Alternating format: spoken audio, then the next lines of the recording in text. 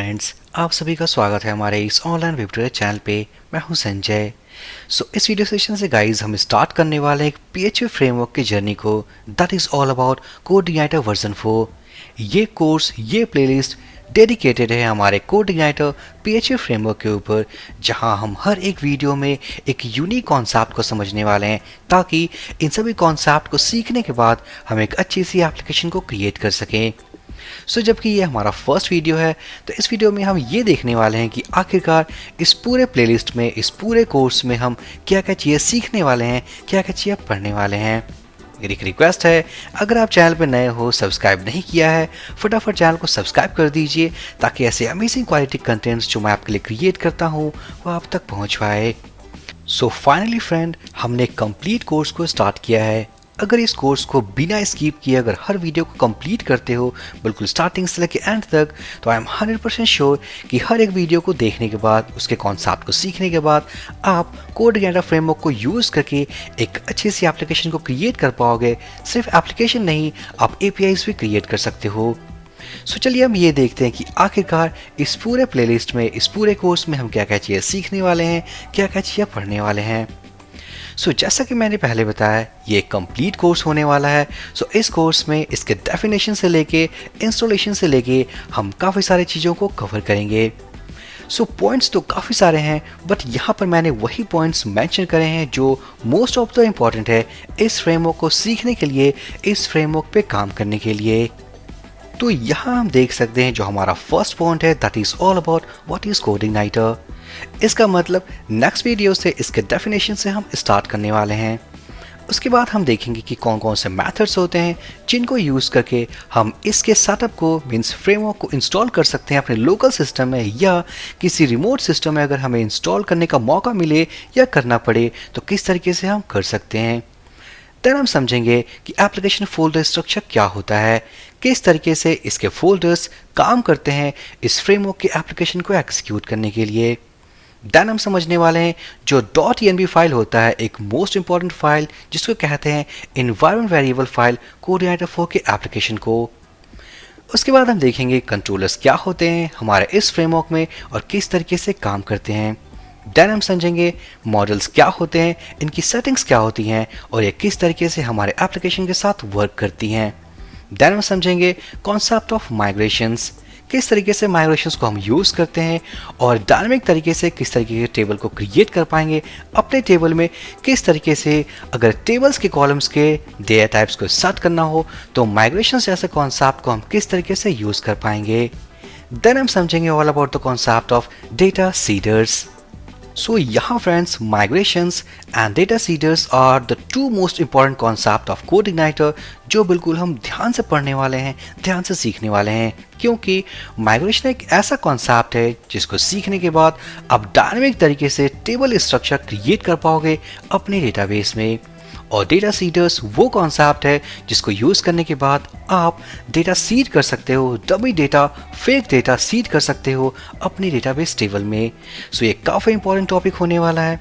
Then हम देखेंगे views and layouts, किस तरीके से हम पेरेंट लेआउट क्रिएट करें, लेआउट्स के ऊपर वेरिएबल वैल्यूज़ कैसे पास करें और किस तरीके से हम व्यूज़ के साथ काम कर सकते हैं अपने एप्लीकेशन के स्ट्रक्चर को तैयार करने के लिए।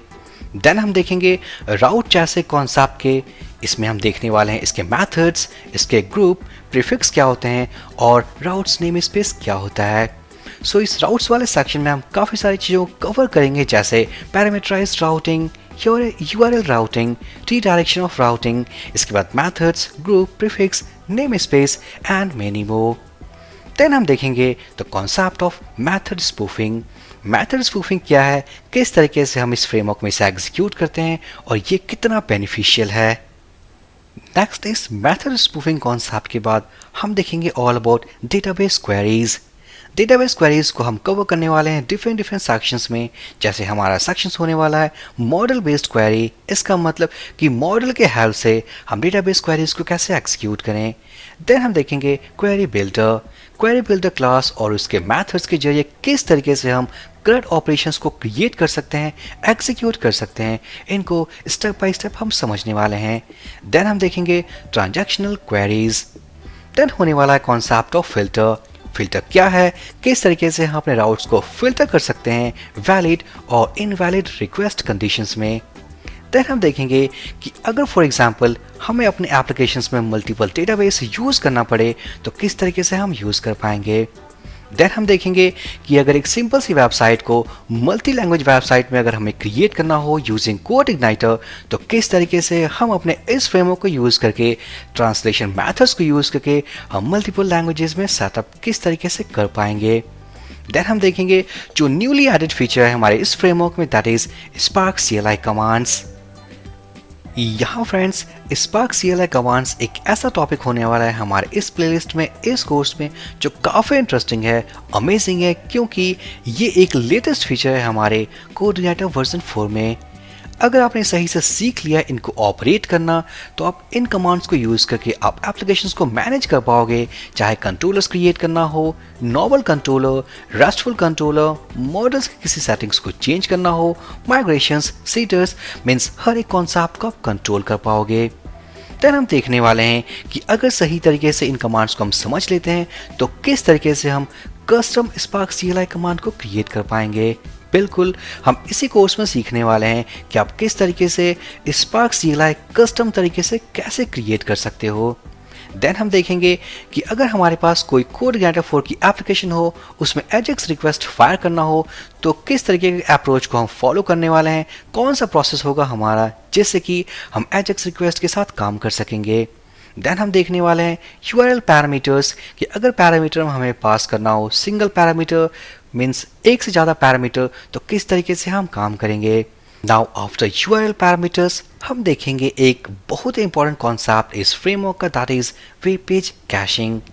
इस कॉन्सेप्ट का मतलब है कि मान लेते हैं कि हमारे पास एक क्वेरी है, उस क्वेरी को यूज़ करके हमने डेटाबेस टेबल से कुछ डेटास को फैच किया और वही सेम क्वेरीज हमें मल्टीपल पेजेस पे एग्जीक्यूट करना हो, तो बजाय कि मल्टीपल टाइम्स हम डेटाबेस को हिट करें, हम एक क्वेरी के डेटा सेट को कैश में स्टोर करेंगे और उस डेटा सेट को हम मल्टीपल पेजेस में मल्टीपल टाइम्स रिट्राइव कर सकते हैं with single hit on database.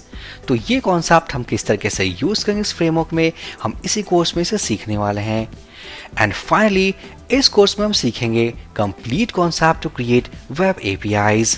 बिल्कुल, हम CRUD APIs को देखेंगे ताकि किस तरीके से APIs को क्रिएट कर सकें, ताकि डेटा को हम सेव कर पाएँ, रीड कर पाएँ, अपडेट कर पाएँ एंड डिलीट कर पाएँ। सो ओवरऑल इस प्लेलिस्ट में, इस कोर्स में हम काफ़ी कुछ सीखने वाले हैं, काफ़ी कुछ पढ़ने वाले हैं। एक बार बिना स्किप किए अगर हर वीडियो को आप कंप्लीट कर लेते हो तो आई एम 100% श्योर कि आपके पास एक कंप्लीट कॉन्फिडेंस होगा, जिस कॉन्फिडेंस को यूज़ करके आप कोड इग्नाइटर वर्जन 4 फ्रेमवर्क को यूज़ करके एक अच्छी सी एप्लीकेशन को क्रिएट कर सकोगे, या अगर आपको काम करने का मौका मिलता हो कहीं APIs का तो बिल्कुल स्टैंडर्ड को यूज़ करके आप APIs को क्रिएट कर सकोगे। सो ये थी गाइज हमारी complete planning of this course. So friends, इस प्लेलिस्ट को यूज़ करके, हर एक वीडियो को यूज़ करके मैं आपको बनाने वाला हूँ एक परफेक्ट PHP डेवलपर, जहाँ आप इन सभी कॉन्सेप्ट को सीखने के बाद कोड इग्नाइटर 4 में बिल्कुल ईजी तरीके से काम कर पाओगे। सो आई थिंक ये वीडियो काफ़ी इन्फॉर्मेटिव था आपके लिए। सो प्लीज़ लाइक कर दे, कमेंट कर दे, चैनल को सब्सक्राइब कर दे। हम मिलते हैं अपने नेक्स्ट वीडियो में। So for this video session guys, thank you for watching and have a great day.